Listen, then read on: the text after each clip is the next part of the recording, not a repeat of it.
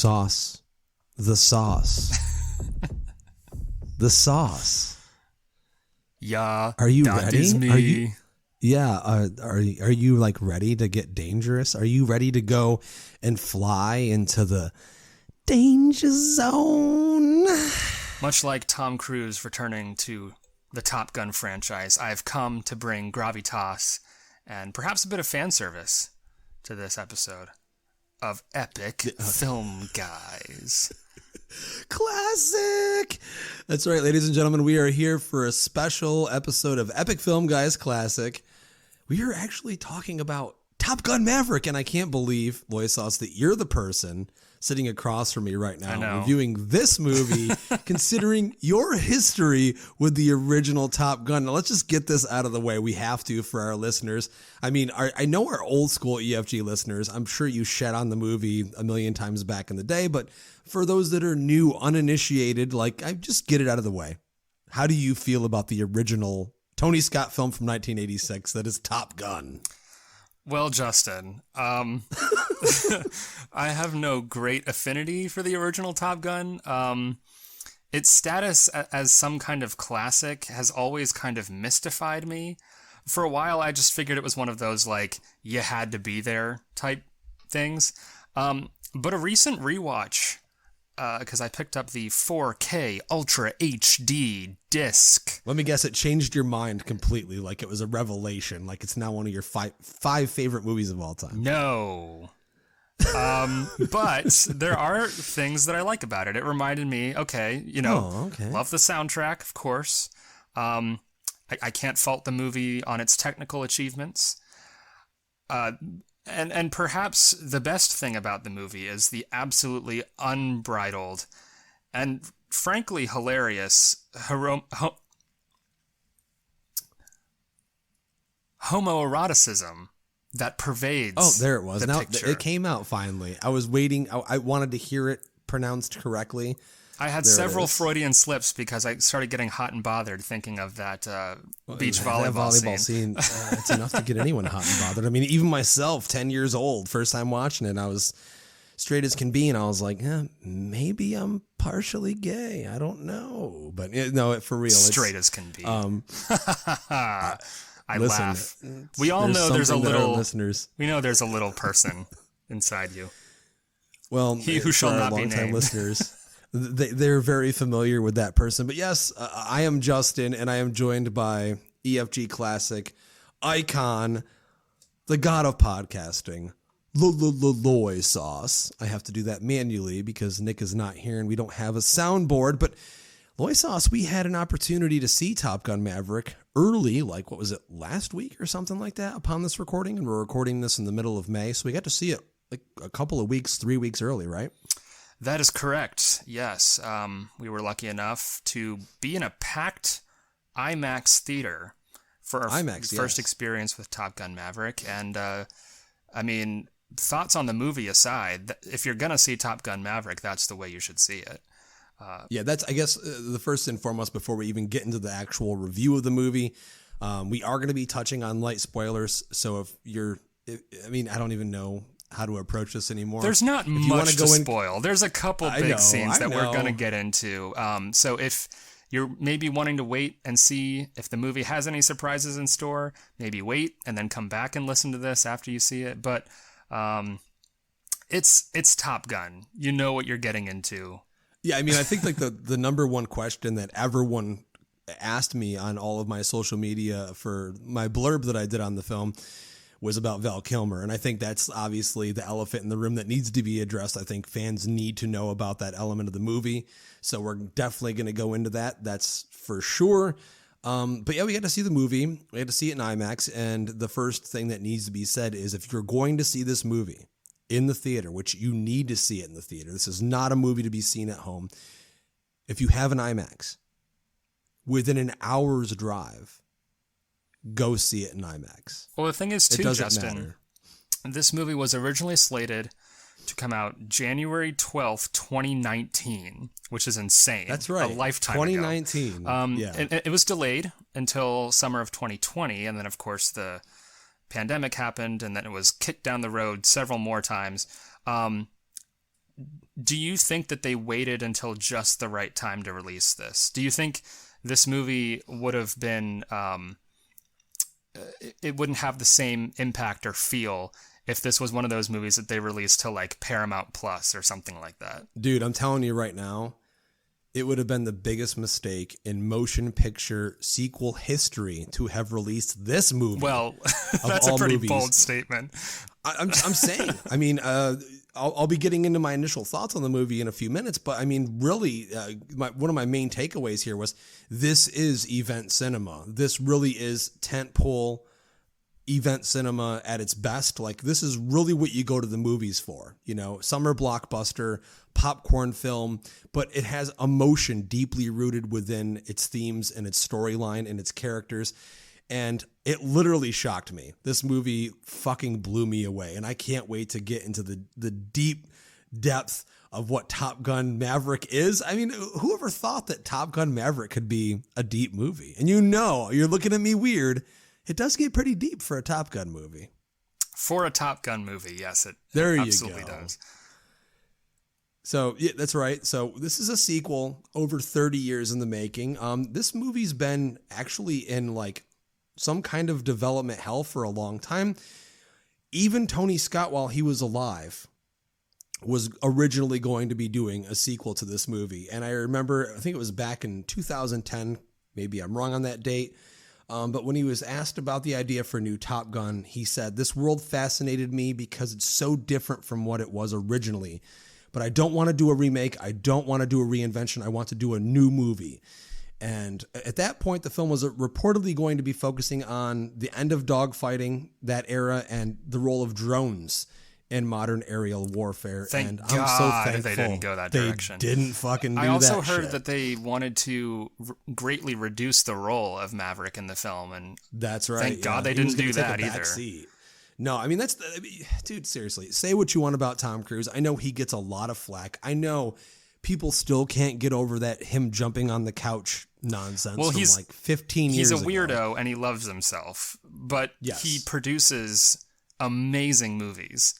Like, if Tom Cruise is the front man in a movie, and there are some exceptions, we're looking at you, 2017, The Mummy. And maybe the Jack Reacher movies. Sure, especially the second one. And also Oblivion is not very good. Oblivion looks pretty. Sure, all right, sure. But anyway, I'm mostly talking about the Mission Impossible franchise and now Top Gun. Like, you know you're going to get a high-quality movie product, I guess. And for sure. And this movie, I mean, like I said, the original I find to be very vapid, very smarmy. So I was not interested in a legacy sequel. Forgot like military propaganda. That's what you were saying. Yes, it is very nakedly. Not that this isn't, but I mean, right. And so the idea of legacy sequels being such a big thing in Hollywood right now, like, it certainly would attempt to prey on my nostalgia for the original, but I don't have any nostalgia for the original. So I went in very skeptically. And I just mentioned Oblivion, the fact that Joseph Kosinski, who directed this, helmed another cruise vehicle that sucked, and also another legacy sequel that, despite its virtues, didn't turn out so well, which was Tron Legacy. There's a lot to like about that movie, but that's another conversation. I wasn't necessarily looking forward to Top Gun Maverick at all, but I'm very pleased to announce that this movie fucking rules. Yeah, I loved it. It's so crazy to think. Like, I was excited for this movie. I mean, it was 2019, right? That's when it was supposed to come out. That was one of my most anticipated movies of that year. And then it was one of my most anticipated movies for 2020, and then 2021. And then it's like, okay, when are we getting this fucking movie? And finally they're releasing it in May of 2022. And, if you watch talk shows with Tom Cruise, which I've done, watched a few, he has aged since the movie. It is apparent they shot this thing like 4 or 5 years ago at this point. So it's like, he's not an alien, ladies and gentlemen. He is aging. He's human for the most part. Unless he's one of those Terminators that has the aging effect. I don't know. Who knows? But 100%. We got to get into our initial thoughts on the movie. So we went and saw this thing early, and I have to say right off the bat, the first scene, this movie just shoots you into the fucking sky. And I feel like for the whole majority of the movie, it never lets you come back down to the ground until the end. Like, I felt like I was lifted into the air and in a different world entirely. And I think a lot of that comes from that the fact that Tom Cruise is so dedicated to every movie he makes. Like, make no mistake, you and I both agree that Mission Impossible Fallout and the majority of those later Mission Impossible movies are some of the best action movies of the last 20 years, particularly Fallout. But it's because of his dedication to his craft and to making his movies as realistic as possible. So they're so immersive. I mean, this movie, when it starts, you kind of have an idea where it's going, and then you're just not ready for it. I felt like the theater seats needed fucking seat belts, man. Yeah, I mean, well, right away, before the main titles have even finished, the film ticks about 20 nostalgia boxes, because you have like the Top Gun instrumental theme playing, and then Kenny Loggins' Danger Zone comes on in the first, 2 minutes of the movie. There's like a montage, the camera's panning across photos of characters from the original film, and it's all very nostalgic. And then we catch up with Captain Pete Mitchell, call sign Maverick, in a pretty insanely over-the-top and hilarious sequence wherein he disobeys orders just so he can hit Mach 10. And the movie just goes from there. Like, it hits that level right in the opening scene, and then it just gets even more, it ups the ante even more as the film goes on. But basically the setup is because of his kind of impudence, his kind of like fly by the seat of his pants kind of nature, he's grounded after 36 years of service. And basically he's told that he is being sent back to Top Gun to teach a new generation of hotshot pilots. So it's a very much kind of that passing the torch legacy sequel thing. See what they did there? Yeah. At least they gave a good reasoning for it. It wasn't like just shoehorned in. I mean, of course it's shoehorned in, but I mean, like they had that awesome opening sequence, which is very intense, very fantastic. Because the movie could have just opened with him like being called into the office and they're like, you're going back to Top Gun. But like they actually contrived a reason as to why he would be grounded after. Well, yeah, and they gave like a very intense, I would say impressive opening action sequence that was very intense. Again, over the top and far-fetched, but it's entertainment. It's pure entertainment. But think about it now. I mean, you think about what Top Gun was in '86, right? And then you think about what it needs to be in 2022 for modern audiences. And I think that opening sequence definitely set the stage for like, okay, we're going to go there. And then the majority of the movie, for the most part, I mean, it is a little bit heightened in reality, but still grounded enough where it felt real for me. It doesn't get like Fast and Furious levels of silly. Yeah, and it's never silly, actually, I would say at all. I think it's always intense and rooted in emotion and connecting that emotion with the audience to make it exciting and also, have you drawn to the characters and every action. So yes, it's funny because it's like within the first 15 minutes of the movie, you're like, it's where you'd expect Maverick to be though. Like he's in trouble, man. He's like, he's this old ass dude, but he's like, no, I still look like I did back in the 80s. He's a little weathered, a little, older, obviously, but he's still the same character as he was in the original, although the original, he doesn't have much of a character. He just kind of grins the entire time. Oh, sure he does. He's Tom Cruise. That's the thing, though. He's Tom Cruise. He's basically... Seriously, that's old Hollywood, though, right? You got to remember. Maybe the 80s kind of went back to old Hollywood in a way where, sure, you could get a good performance.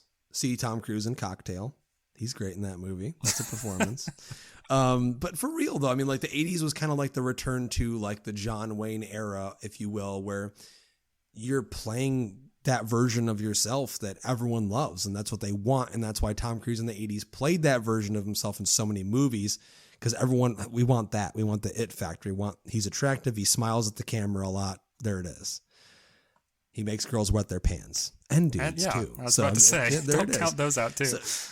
Definitely not. So yeah, I mean, like here, and as we've seen with, you know, the last 20 years of Tom Cruise movies, he has, you know, definitely pushed himself and dedicated himself to bringing these characters, making them more fleshed out, at least. He wants them to be somebody, you know what I mean? Exactly. That's something that you can tell is the most important thing to him in terms of being a producer on these movies and being, obviously he has creative control over this thing.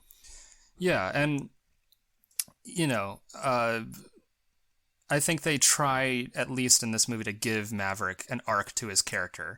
Because in the original, again, he's just like this grinning goon. He's just like this very Mary Sue character, very few, if any, flaws. Virtually zero flaws, actually. But in this one, they gave him a little something. They gave a little nugget of pathos to his character. He has struggles and he has doubts and you know, his personal goals, because when he arrives at Top Gun, he instantly butts heads with Lieutenant Bradley Bradshaw, call sign Rooster, played by Miles Teller, who's the son of Maverick's friend, who was killed, Lieutenant Nick Bradshaw, call sign Goose. So Rooster and Goose, you see they have call signs that are technically different, but basically the same, which is a very also, legacy sequel thing to do. If you're an audience member and you didn't know it was his kid, from that you can tell because he has a mustache. He does have a mustache. And he's wearing, in his first scene in the movie, he's wearing a fucking Hawaiian shirt with the mustache and like legit the same sunglasses. We'll get to... And he's acting just like him too. We'll get to more of that later on. Because I have problems with that. But basically, so Maverick, so they actually have a mission this time, which I think helps give the movie a little bit more of a pace, a little bit more tension, because they're actually trying to work to accomplish something together. They have to perform this maneuver in order to bomb an enemy base, and that's established right off the bat. Whereas in the original, like, the Soviet surveillance planes at the end just kind of show up and there's no build up to it. But in this, they actually have a goal that they're working toward. So Maverick is now faced with, you know, putting his students through this seemingly unachievable, life-threatening mission. And he also kind of has to confront the ghosts of his past too. Because Rooster in this movie, obviously, he feels resentment towards Maverick. There's tension between the characters because Rooster blames Maverick for the death of his father. But at the same time, Maverick is wanting to kind of be a father figure to Rooster, to kind of be the father that Rooster never had. So there's a really strong emotional core there. And the Maverick character is as well written and well rendered a character as he possibly can be, considering what little they had to work with from the first time around. So, you know, I give the movie plenty of props for that. Yeah. So, I mean, the thing about the movie is, there's really no fat to cut off the thing. I mean, we get that opening sequence. We get the nostalgia shoved in your face right off the bat. And I love that it does that and it gets it out of the way for people, I think.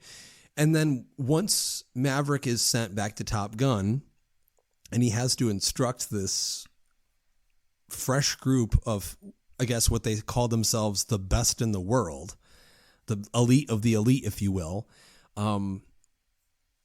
then the movie takes off. I mean, immediately, and it never looks back. One of my favorite scenes in the movie, it's very early on. It's before any of these elite of the elite realize who their teacher is, and they're at the original bar from Top Gun, which I love that they're keeping that continuity, and there's that nostalgia factor there without it being shoved in your face. But obviously, like every base has a bar they go to on their off time. You know, it's kind of the watering hole, if you will, to chill out and fucking have some free time and get buzzed up and maybe get laid, if you will. And they're there. And, you know, we see Maverick meeting one of his old flames, here played by Jennifer Connelly. Now, I think we need to address the fact that someone's missing from this movie, and a lot of people talked about it from the first movie. Brian, you know what I'm talking about? Well, clearly, I mean, they took a look at Kelly Mcgillis and they were like, that's not happening. Can't have that. So Kelly Mcgillis is nowhere to be found. But I think that works to the movie's benefit because it would be incredibly unrealistic for them to still be together all of this time. And besides, I think people are forgetting in the original film, like, she takes a job in Washington at the end, and there's this whole goodbye sequence between the two of them, and they both know that they're probably not really going to ever see each other. So I found that to be way more, realistic. Poor Kelly Mcgillis, she wasn't even contacted, and she was asked about it, and she said, I know why. It's because I got old and fat, and, that's why. I mean, there's a shot of her in the movie, which is from the original, and they even went as far as making sure the shot in the movie, the scene or whatever they included, was a scene where you could barely see her in the background. So, but, that aside, I mean, I understand why they decided not to include her. But Jennifer Connelly, a very welcome addition. How great is it, Brian, seeing these two back together again and seeing her in a big movie again like this, playing Penelope Penny Benjamin, which is obviously his new love interest, a single mother, a bar owner, and a daughter of a former admiral. And obviously we know they have a history because as soon as Maverick sits down at the bar, she doesn't seem all that happy to see him. Like maybe things didn't go so well the last time they met. Yeah, it's true. The movie needed to have some kind of romance subplot. Number one, you have to show Tom Cruise having a romance with a lady to show everyone in the audience that he's not gay. He's not gay, everyone. He has a romance with a lady, so there's that out of the way. You also need to have just a little bit of that old school classic Hollywood love story to give it kind of that human connection. You can instantly connect with and relate to a romance between two attractive people on screen. And Jennifer, very attractive. That's the thing, is that Jennifer Connelly has always been beautiful, but I mean, still in this movie, she looks amazing. Dude, I mean, she looks, there's something slightly different here now. Because I'm remembering her from one of my favorite movies of all time, which I'm going to mention because I have the opportunity to, because I'm talking about her, which is The Rocketeer. I was going to say career opportunities. Well, I mean, it's interesting because I looked at pictures of her and I'm like, dude, she must have got her jawline shaved or something, which is a thing. You can shave your jawline because her face is like as sharp as a dagger in this movie. Now, granted, I have not seen her in a movie in a while, and I know she's on that Snowpiercer, the television series or whatever. But I haven't seen her anything in a long time. So I was like shocked, but she looks amazing. And also she's definitely much younger than Tom Cruise, right? Isn't she? Well, she's younger than him, right? It would not surprise me because Tom Cruise's love interest, as he gets gradually older, they seem to get gradually younger. Of course. It's I Hollywood, think right? Jennifer Connelly is slightly more age appropriate for Cruise in this film, but yeah, I like their romance. I think it works very well, and it leads to a lot of really sweet and also very funny scenes, the two of them together. There is a gag in the bar scene, which you mentioned, of her forcing Maverick to buy drinks for everyone in the bar that goes on for a little bit too long. Like they really overdo it in that scene, lay it on a little bit thick, but I like the two of them together. There is a scene where it looks like they're about to recreate the love scene from the original, and then it awkwardly fades away to them just kind of in bed together. Well, that's the thing, man. It felt a little sanitized. It is sanitized because for some reason Hollywood just does not want sex in movies anymore. They don't.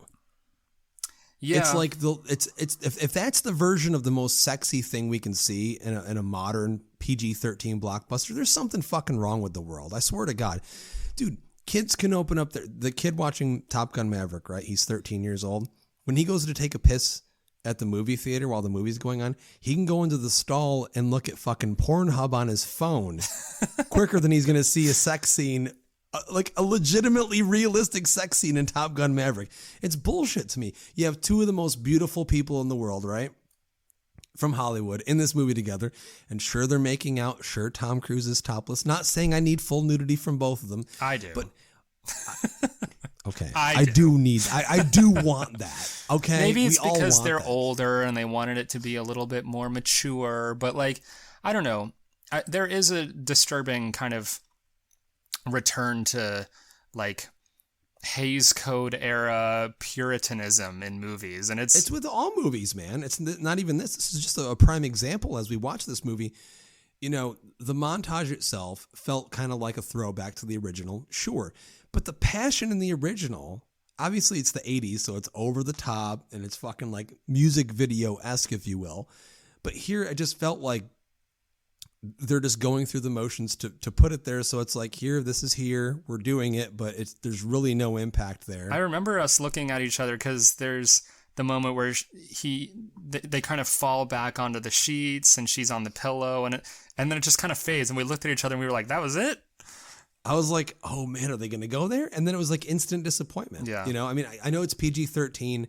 You're not going to see like hardcore fucking in the movie, but give us a when little did movies something. become so neutered? Like, when did they become so mild and weak? I don't know, but you see people on Twitter. I know Twitter is a very small subsection, microcosm of the grander population, but you have people on Twitter saying like sex scenes are unnecessary in movies, and it always seems like Hollywood's trying to add sex scenes where they don't belong and they don't advance the story. And when did people ever care about whether a sex scene advanced the story or not? Like, the sex scenes are not there. Remove scenes of people eating then, because that's the most disturbing, disgusting thing in anything. I don't want to see people eating, but people are eating in almost every fucking movie. Remove that from the movie. Dude, I don't think there's anything wrong as much as they eat. I don't think there's anything wrong with watching, beautiful people pretend to get it on. The beautiful people. In a movie. It's entertainment. And it's titillation. That's what these movies are. They're giving us action. They're giving us, drama, excitement. Yeah. So they're giving me a boner. If I can get all of that out of one movie, I'm like, yeah, price of admission. Now, granted, I didn't pay for the ticket for this movie, but I'll be saying this right now. I will be paying for that 6-story IMAX 4K laser projected IMAX. I'm traveling. If Nick were here, he'd be soundboard me to hell. But I'm pretty sure I told our listeners that I moved. But yeah, I think I did. But either way, I moved like an hour away from that IMAX. But I'm going to be driving back to that IMAX to see this movie again. That's how much I fucking loved this movie. But yeah, it's just like, that's a conversation, I guess, for an episode all to itself. But it does bother me. I feel like that Hollywood is so quick to allow certain things in movies, but not others. And I don't understand it. Especially when you look at other media. You look at Instagram, dude, I see more asses and breasts and crotch shots from dudes on Instagram just from flicking through for 5 minutes than you'll see in a movie. And I don't understand why movies don't want to be sexy anymore. But again, alas, here we are. And one thing that I want to mention, is a comment to what you said about that scene in the bar. Yes, it was a little bit long. But this is our first scene where we have Rooster and Maverick in the same location. And you're getting to meet the other, I'm sorry to interrupt, but you're getting to meet the other yes, as well. Pilots yes, as well. Team members, yes. And obviously in this one, they decided to, because it's 2022, they diversified it a little bit, which was nice to see. Because the first movie is a sausage fest. Ain't no women in that film at all. And then it's about an hour and 20 minutes or so into the film where the first black man appears, and you're like, whoa, a black person in this movie? Like, it's like a shock, because it's been. Yeah, but here we've got African American team members, we've got Latino team members, female as well, and they're all, again, the elite of the elite. And I really love. It's funny because sometimes in legacy sequels, you're just waiting to see the old characters come back. You're bored by the new ones. But I actually was really interested in these new characters, and they had a great chemistry together, and they felt real world to 2022, but it still felt like that same mentality from the 80s. You know what I mean? A little bit, where it was like they're just like very down to earth, and all they care about is their craft. They just care about being pilots. Like, that's their passion. But this scene for me was the most powerful emotionally, because this is the first time we see Rooster and Maverick in the same spot. And that whole, drawn out sequence that you thought took too long, added to the emotional weight of what would be building throughout the rest of the movie. Maverick gets kicked out of the bar, right? So Penny gets him kicked out of the bar. He's thrown out the side door. And this is one of the scenes that bothered you a little bit. I hated this. It pissed me off. But Rooster sits down at the piano and he plays the same song that his dad Goose did in the original Top Gun, which I loved. I thought it was a great throwback. And then Maverick instantly feels that emotional connection and is now immediately worried about, oh my God, I didn't realize I'd have to face this head on, as he's watching Rooster through the window, and the expression on his face. Pure performance from Tom Cruise. Tell me I'm wrong. Tell me I'm wrong. You're not wrong, because I do think that scene was necessary. You kind of have Maverick forced to reckon with his past, and you get the sense that he's not prepared to do it. He wasn't prepared to be confronted with, having to deal with his guilt, because he blames himself too. Part of the arc of this film is like Maverick also learning to forgive himself. And that emotional core is necessary. But to have him sing the same fucking song, he could have sang a different song and it still would have cut back to the footage from the original film. Listen, but the footage from the original film has him as a little boy sitting at the top of the piano listening to his daddy playing the song. Exactly, but he's like 2. He wouldn't remember it's the same, like he wouldn't remember the song. I was 2 when I remember getting my first Teddy Ruxpin. All right. So I remember that shit. It just, that kid can remember that song. That was way too on the nose for me. Like the fact that he sang the exact same song, it felt very, like it was using the original as a crutch. And I do think, as much as, the movie does things that are new, I do think this movie jerked off the original a little bit too much. There are a lot of like callbacks for the sake of callbacks. That was the most egregious. That Great Balls of Fire scene. You being a fan of some of the newer Star Wars movies, and you're saying this thing jacked off on the original too much? Because I know that legacy sequels, like I said, are very rigidly, fawningly reverent, to their predecessors. A recent example would be Ghostbusters Afterlife. I enjoyed that film, but that movie is a slave to the original. Even crap like The Craft Legacy, where it's like, let's basically remake the original, and then we'll decide to be a sequel in the last 2 seconds of the movie. Dude. I totally forgot that existed. I'm the only one who watched it. Oh my God. No, for real. Like, I literally just looked at you when you said that and I was like, wait, there's a Craft? I was like, oh my God, they did one and no one remembers it, including myself. Well, I wasn't even drunk. That's the thing. Like that, for example, that's a example of a bad legacy sequel. This is an example of a great legacy sequel, even though I do think it leans a little bit too hard on the callbacks sometimes. But like I said, we're introduced to a whole new team. And as you said, they do give each of them a little bit of personality, or rather just enough personality to make you care about them. The standout, though, for me was Glenn Powell. Glenn Powell, yeah, as Hangman. Now, I remember being impressed with Glenn Powell from the Richard Linklater film Everybody Wants Some. And here, he just has this very affable energy. He's kind of a little bit like Iceman in the original, or like he's very much the surrogate for Iceman in this movie, or like kind of that Han Solo roguish. Like he has this huge mouth but a heart of gold, and I liked his character a lot, and I think he added a lot to the film, especially in the end. He kind of disappears from the movie from a little bit, and I'm like, where'd he go? But then he comes back at just the right moment, and you're like, yes, perfect. Yeah, no, I actually really liked that character right from the beginning, even though he was like hot shot. You needed that kind of character in this movie. And obviously Rooster is not that guy. He's constantly second guessing himself. He's kind of like his dad, because Goose was a confident guy, but he's nowhere near being as headstrong as the majority of the original fly team in the original movie.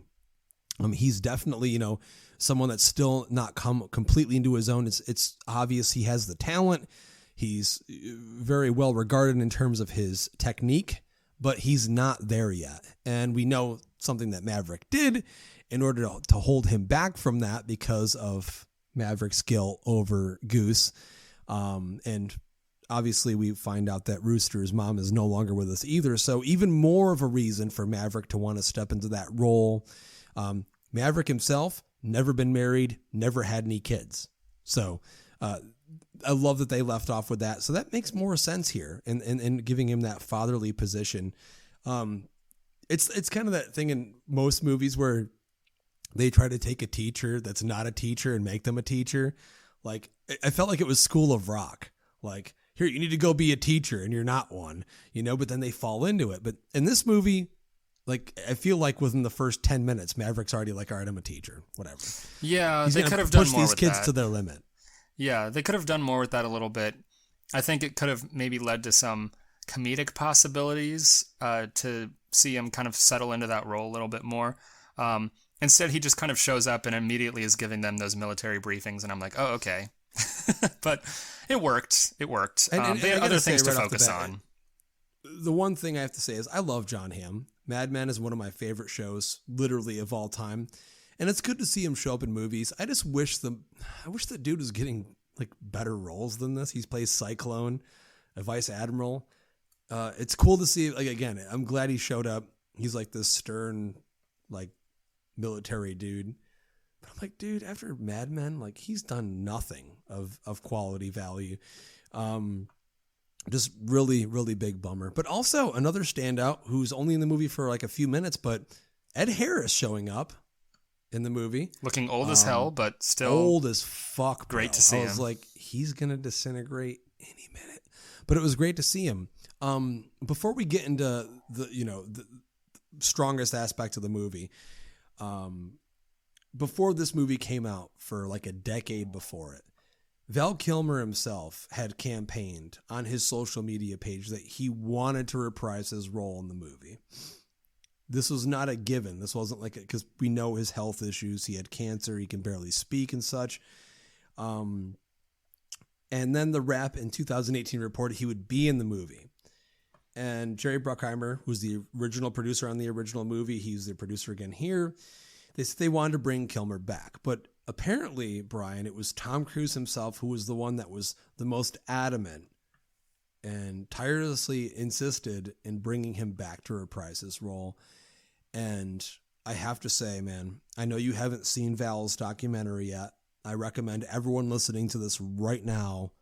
It's on Amazon Prime. Go watch Val Kilmer's documentary. It's fucking beautiful. It's emotional. It's a tearjerker, but it's a great ride. But Brian, I am so fucking happy they included him in this movie. I feel like the movie would not be what it is without seeing the Iceman back. And what a beautiful performance by Val Kilmer, to the level that only he could give in this movie. I just, oh man, it made me tear up like every single, thinking about it right now. I'm about to do it too. It's like, just seeing him. I mean, and they play it so perfectly too. They build it up so well. I mean, we know that the only reason, that Maverick is reassigned to Top Gun instead of just being fucking booted out of there is 4-star Admiral Tom Iceman Kazansky, who is a friend of Maverick's. He's the one still holding on and helping him out. And the scenes of him in this movie, I just got to hear what you think about it, because I know that it affected me deeply. Well, that was the first of 2 times I cried during Top Gun Maverick. So that should give you a sense of, again, as someone who has no deep ties to the original, who thinks the original is actively bad or not good. You don't think it's bad. It's not good, but it's a good movie. I think this movie retroactively makes the original more meaningful because of that relationship between Maverick and Iceman that was established in the first movie. Seeing how their relationship has developed over the years, and Maverick looking to Iceman for guidance in a moment of doubt. And that just gives the whole thing just this layer of poignancy. And I was wondering, leading up to, and even while I was watching the film, how much they were going to include him. Because I knew that he was included somehow, but I didn't know to what capacity. And at the beginning, they show a portrait of Iceman. And I'm like, well, is that it? Is that all we're going to get? Because it wouldn't surprise me if that were the case. And then you see Maverick texting back and forth with Iceman, and they have text conversations that the audience reads. And you're like, well, is this their... is this how he's, quote, in the movie, but not really in the movie? I mean, his presence is there, but is he... Not to go off on a tangent, but we've heard from filmmakers before. Terminator Dark Fate. James Cameron's like, Eddie Furlong's in the movie. And we saw how that turned out. Right. So I didn't know. Like, are they going to do a flashback and have like a CGI? You know, you never know with these. No, he's in a beautiful scene that has a lot of quiet heart and humor to it. Quiet because they played it exactly right. They didn't give him hardly any dialogue. In fact, they give him a computer that he types his lines onto. But every single line is exactly what you would expect him to say. Yeah, well, yes, but in a way that is like comforting and emotional, not like you're telegraphing everything. Like, it feels right. The whole movie, but especially this scene, just felt right in a way it really stirred the emotions, and that was definitely a highlight of the movie for me, including him in a way where they acknowledged his health issues, but still included him in a very meaningful way. I mean, and he looks like Iceman. I mean, they did his hair like it used to look, and they had him in the right outfit, and it was amazing to see Kilmer acting alongside Tom Cruise and them doing a brilliant job together, and the chemistry was still there, and you could just feel them doing the scene together.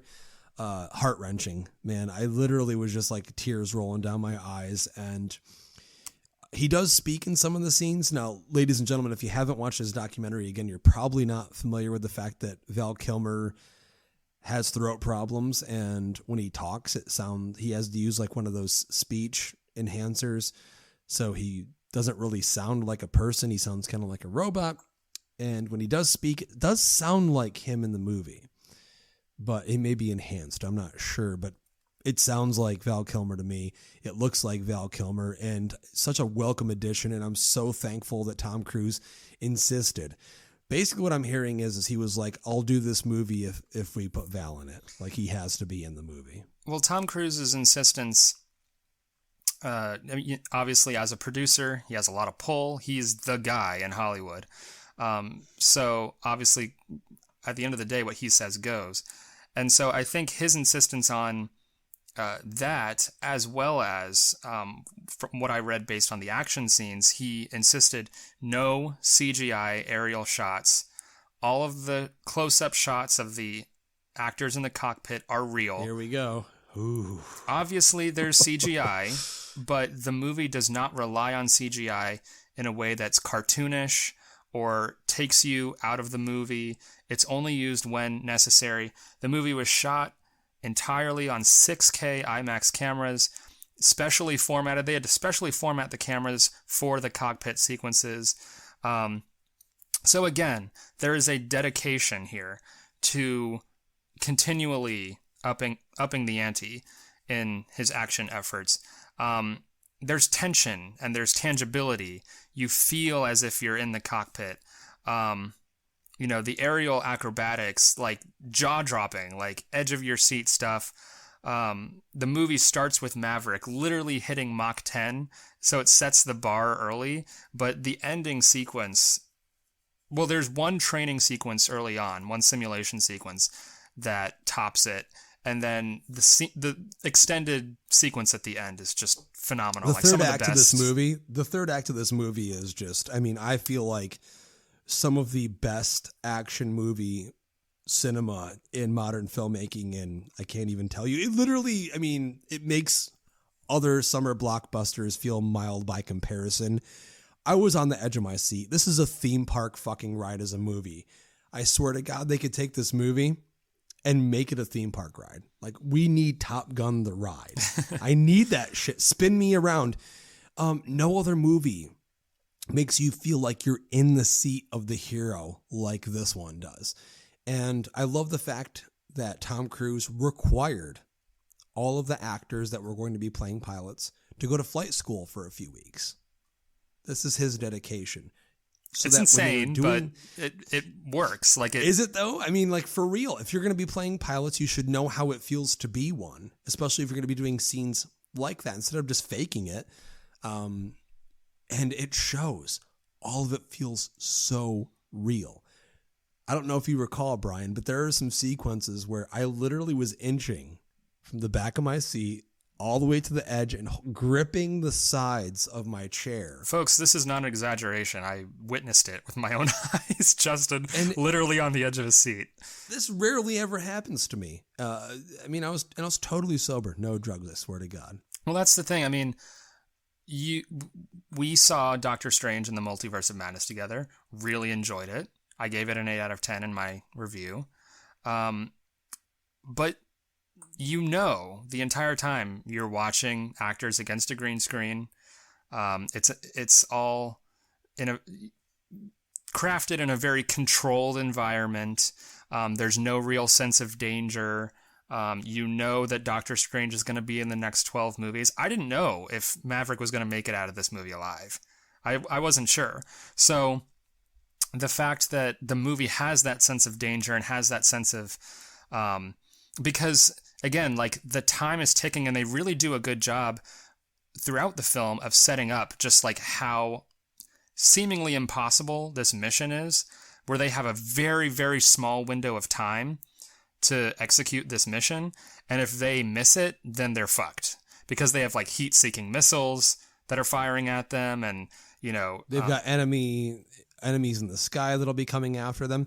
Now, Brian, there is some confusion on my end, and I told you this. I mean, we saw the movie one time, and I was paying attention, but who are the enemies in the movie? I think to avoid controversy, to avoid enemy fire, so to say, I don't think they mentioned it, unless it could have been mentioned very briefly, and I missed it. When we were going pee-pee, when we went to the bathroom for like 2 seconds. Okay. But it was. I watched that briefing scene and I didn't catch it. I want to say that it might be the Russians, because in the original film it's the Soviets, so maybe, but I don't think it's ever explicitly said. It doesn't even matter. It doesn't matter. In the end. But so we've gone into spoilers, but I don't want to go so deep into spoilers in case people want to listen to some of this and then watch the movie. But the end scene, like the third act, there is some great shit that happens that are great surprises in there. Was not expecting, because you think the movie's over. You're like, okay, it's wrapping up. It's not. And then it goes on for another like 20 minutes in a good way. It's not a great way. It's not like, oh boy, here we go. Like it really feels like a detour that you weren't expecting. And it gives us some of the best stuff in the movie, I think. And closes the loop, puts a nice little ribbon on the relationship between Maverick and Rooster, because their storyline could have been wrapped up one way, but they decided to do it another way that was very moving and fun. It reminded me a lot of kind of that interplay, again going back to legacy sequels, but in The Force Awakens, when Finn and Poe are kind of having their little banter and they're trying to escape the Empire base, and you're like, okay, like, I like these characters and I want to see more of them. that's what it reminded me of. So yeah, super, super fun. I mean, I was practically skipping out of the theater when the movie ended because of the strength of that third act. And I turned to you and I proclaimed something so heavily strong, and I mean, it still rings true right now. I said, I'm pretty sure that's my favorite movie of the year so far. And it's crazy because I'm a Batman guy, and I loved The Batman. I loved Ty West's X. I loved a lot of different movies. For me, it's Everything Everywhere All at Once. It's still my favorite. I love that movie as well.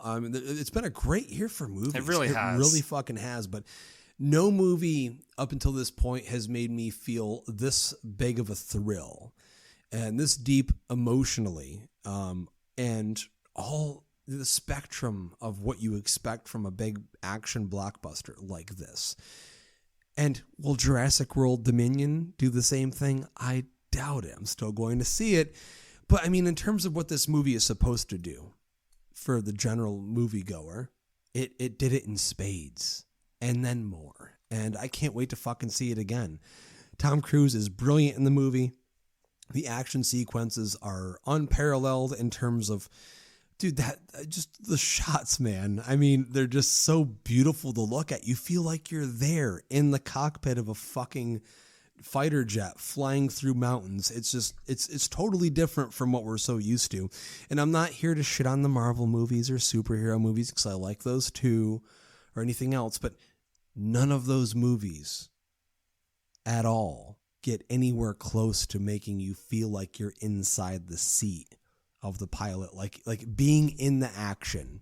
They did a brilliant job of that. And, you know, I have to give major props to Joseph Kosinski because these were heavy shoes to fill. Yeah. Rest in peace, Tony Scott, who did a brilliant fucking job with the original. And not to interrupt, director. But there's a beautiful dedication at the end. There is at the end, Tony Scott. And I'm so thankful for that because, again, he was going to make that movie himself and he didn't get the opportunity. But to see someone with so little under his belt in terms of being a director handle this. I mean, he's directed some big movies, but they're not anywhere near the level of quality that this is. Well, that's what I'm saying. In fact, as I was watching the movie, I kept thinking that the movie was directed, because I forgot. I thought the movie was directed by Christopher McQuarrie, who did the last few Mission Impossible. But it wasn't until the end where it was like directed by Joseph Kosinski, and I was like, oh yeah, like that one guy. Yeah, so I mean, did movies that no one really talked. I mean, Tron Legacy is like, it's beautiful to look at. It's not the best movie. You don't like Oblivion. Again, great to look at, but Oblivion is so empty, and this film is full of heart. So, you know, as you said, I think this is a very welcome return to a certain kind of blockbuster movie that has really been missing in our current landscape. It's very nuts and bolts, crowd pleasing, no frills, just pure adrenaline. Perfectly said. Little bit cornball, but fun. And we want cornball. It's fucking Top Gun, man. You need some cornball. Well, that's the thing. I think one last thing I want to mention before we wrap up and do final thoughts is that the music in this film doesn't hold a candle as far as the soundtrack itself. There's, of course, instead of a beach volleyball scene, there is a beach football scene. And the original... Which I enjoyed. Beach volleyball scene, of course, one of my favorite songs of all time, and I'm not exaggerating. Something from Top Gun, the original movie, is your favorite of all time. Okay, Playing with the Boys. You're putting this on record right now. Playing with the Boys by Kenny Loggins is the greatest song of all time. The extended remix on the album is one of my favorite songs ever. I just think it's fucking brilliant, and hilariously homoerotic. But anyway. This movie has this very generic, very shitty, top 40 sounding One Republic song playing over it, and it really kills the sexiness of the... I hate that song. Yeah, it just very... It sounds like something you would hear in a car commercial, and not a good car commercial. Bro, it sounds like something you'd hear at church if you go to one of those rich, trendy... churches. Yeah, it was bad. So yeah. And then of course the score, like Hans Zimmer collaborated with Harold Faltermeyer, who did the original score. And Lady Gaga. She came in too. Lady Gaga has a score credit. And you can tell because I listened very closely, you can tell which bits are Harold Faltermeyer's, which bits are Hans Zimmer's, and which bits are Lady Gaga's. And I'm not a huge fan of Gaga's song "Hold My Hand," but I understand why people like it. It's not one of my favorites. Yeah, I think she's done much better efforts elsewhere. The song itself is fine and it works in the movie where it plays, but I do think that it's not her best effort and a bit repetitive. It's just kind of the same "Hold My Hand" over and over again. But the music, that was definitely an area in which the original surpassed this one. But on the whole, I'd say that, as I said in my initial reaction tweet, I think this builds upon the legacy of the predecessor while easily overtaking it. The original was ego-driven military propaganda. Top Gun Maverick is ego-driven military propaganda, and it's amazing. This is one of those movies that just makes you feel good. Like, you just leave the theater and you're uplifted. You've been taken on a ride. You're pumping your fists with your friends. The story, of course, is total preposterous schlock, and besides being entertainment, it's really just another opportunity for Cruise to stroke his ego. And there are some moments that come across like, again, a little corny or overly reverent to the original, when I wish it would have spent a little bit more time on the new stuff it introduced. But I mean, it's funny, it's exciting, it has an honest emotional core, and I think it just further demonstrates that Cruise and his team have a real passion rather for the craft of movie making. It's just a really well-oiled movie machine. So, color me shocked, Justin. I'm shocked. But I'm giving Top Gun Maverick a 9 out of 10. Oh my fucking God. It is a miracle. And I'm going to jump right out and say, I'm locking step with you, baby. 9 out of 10 for me, too. I don't even know, I'm surprised it's not a 10 out of 10. Maybe it needed to be longer. I don't know. Maybe I needed more of what I saw in the movie that I loved so much. It is a near perfect movie. I was also shocked at your reaction to the movie, but my own reaction to the movie. I was excited for it. I like new Tom Cruise action movies. I watch every single one of them. I like the original Top Gun a lot. I own the 4K. I've watched a lot since I was a kid. I'm not the biggest fan. It's not up there with Back to the Future or the original Batman or the Indiana Jones movies or whatever, what have you, the bigger movies from the 80s, but I really enjoy it. So it's a great fucking movie. And if you have any takeaway from this review, it's you're going to go see it opening weekend in IMAX on the biggest screen possible. You're going to grab a big bucket of popcorn, maybe even have some pregame drinks before you go, and just let the movie happen to you. Just embrace it. Allow yourself to be taken on the ride. Yeah, absolutely. Yeah. Fly fucking high. I mean, because that was the one thing for me, man. I was ready to fly, but I was not ready to fly that high. And the movie really took me way beyond my expectations. So that is our Epic Film Guys classic review of Top Gun Maverick. Go see it in theaters. Do not miss this movie. I tell you right now, it is the movie blockbuster of the summer. You don't want to miss this one. LoySauce, if they're interested in finding Epic Film Guys on the social media, tell them where they can find us. You can find us on social media at Epic Film Guys, Facebook, Twitter, and Instagram. And we're everywhere else. Yeah, everywhere else. And while you're at it, stop by our Patreon. Become a patron of Epic Film Guys, and you'll get swag and exclusive content, etc. And thanks for having me on the show, Justin. Thanks for listening, everybody. I mean, I love how he's like, thanks for having me on the show. Well, listen. It's been a long time. It's been a long time since I've been on the mic. I don't feel exactly. I mean, I feel like I fell right back into it, but I was a little nervous. I felt like I wasn't sure if I could. We only did the Batman a few months ago. I know, but and you introduce movies every single week at Alamo Drafthouse in front of like hundreds of people, so it's not really any different. You're just talking. You don't even have to look at anyone except for me. that beautiful, gorgeous face of yours. Oh.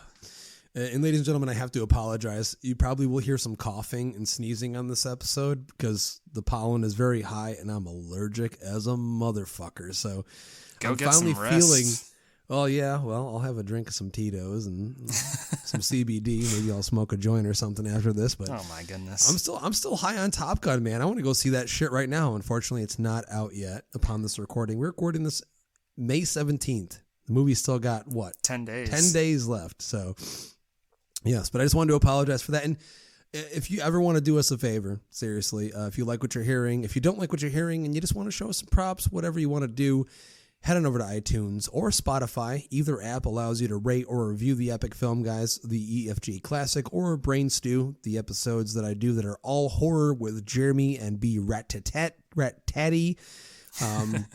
Looking forward to just giving you more and more content, the EFG Classic, and more horror shit. We just want to give you content, man. That's what we're here for. So as long as I'm alive and these allergies aren't completely destroying me, we'll be giving you content. And can't wait to bring Nick back on for another EFG Classic. Who knows what he wants to come on for again. He keeps talking about canon quarantine, so maybe that'll be a thing. But, you know, just got to say how much I love you guys. Thanks so much for listening. And until next time, I'm Justin. And I'm LoySauce. And we will see you at the movies.